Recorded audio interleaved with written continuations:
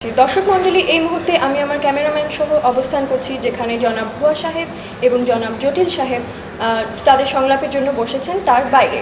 কিন্তু এই মুহূর্তে কোনো মিডিয়া কর্মীকে সেখানে প্রবেশ করতে দেওয়া হচ্ছে না এবং যারা প্রবেশ করেছেন তারা কেউ এখনও বের হয়ে আসেনি। কিন্তু কি আমরা এখনই দেখতে পাচ্ছি এইমাত্র জনাব ভুয়া সাহেবের সংলাপ সহযোগী জনাব ফাপু সাহেব বের হয়ে এসেছেন। আমরা তার সাথে কথা বলার চেষ্টা করছি।